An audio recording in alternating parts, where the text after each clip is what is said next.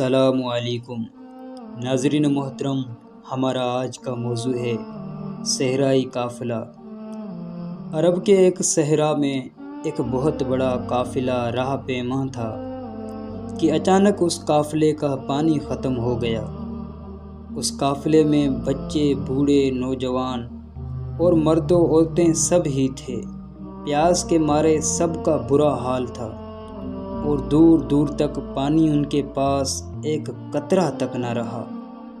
یہ عالم دیکھ کر موت ان کے سامنے رقص کرنے لگی، مگر ان پر یہ خاص کرم ہوا کہ اچانک دو جہاں کے سرور عالم محمد مصطفیٰ صلی اللہ علیہ وآلہ وسلم ان کی مدد فرمانے کو ظہور پذیر ہوئے۔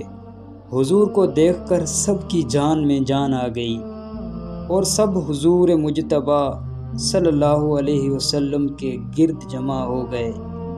سرور عالم صلی اللہ علیہ وآلہ وسلم نے انہیں تسلی دی اور فرمایا کہ وہ سامنے جو ٹیلہ ہے اس کے پیچھے ایک سیاہ رنگ کا حبشی غلام اونٹنی پر سوار ہوئے جا رہا ہے۔ اس کے پاس پانی کا ایک مشکیزہ ہے، اس کو اونٹنی سمیت میرے پاس لے آؤ۔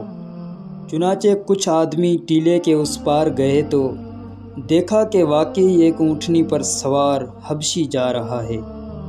وہ اس حبشی کو حضور کے پاس لے آئے۔ سرور دو عالم صلی اللہ علیہ وآلہ وسلم نے اس حبشی سے مشکیزہ لے لیا اور اپنا دست رحمت اس مشکیزے پر پھیر کر اس کا منہ کھول دیا اور فرمایا، آؤ اب جس قدر بھی پیاسے ہو آتے جاؤ اور پانی پی پی کر پیاس بجھاتے جاؤ۔ چنانچہ سارے قافلے نے اس ایک مشکیزے سے جاری چشمہ رحمت سے پانی پینا شروع کیا اور پھر سب نے اپنے اپنے برتن بھی بھر لیے۔ سب کے سب سیراب ہو گئے اور سب برتن بھی پرآب ہو گئے۔ سرکار دو عالم صلی اللہ علیہ وسلم کا یہ معجزہ دیکھ کر وہ حبشی بڑا حیران ہوا اور حضور اقدس صلی اللہ علیہ وآلہ وسلم کے دست انور چومنے لگا۔ حضور صلی اللہ علیہ وآلہ وسلم نے اپنا دست انور اس کے منہ پر پھیرا تو اس حبشی کا سیاہ رنگ کافور ہو گیا اور وہ سفید پر نور ہو گیا۔ پھر اس حبشی نے کلمہ پڑھ کر اپنا دل بھی منور کر لیا اور مسلمان ہو کر جب وہ اپنے مالک کے پاس پہنچا تو مالک نے پوچھا، تم کون ہو؟ تو حبشی نے بولا، تمہارا غلام ہوں۔ مالک نے کہا، تم غلط کہتے ہو، وہ تو بڑا سیاہ رنگ کا تھا۔ وہ بولا، ٹھیک ہے، مگر میں اس منبع نور ذات بابرکات سے مل کر اور اس پر ایمان لا کر آیا ہوں جس نے ساری کائنات کو منور فرما دیا ہے۔ مالک نے سارا قصہ سنا تو وہ بھی ایمان لے آیا۔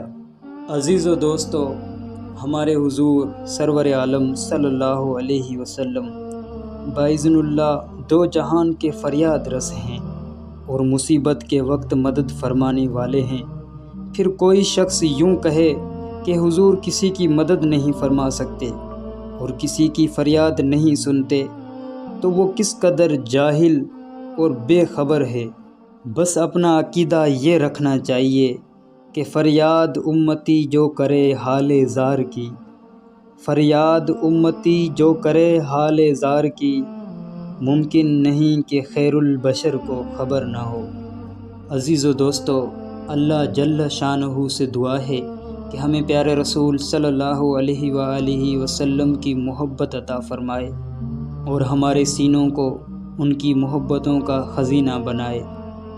فرقان علی کو دیں اجازت، اللہ نگہباں۔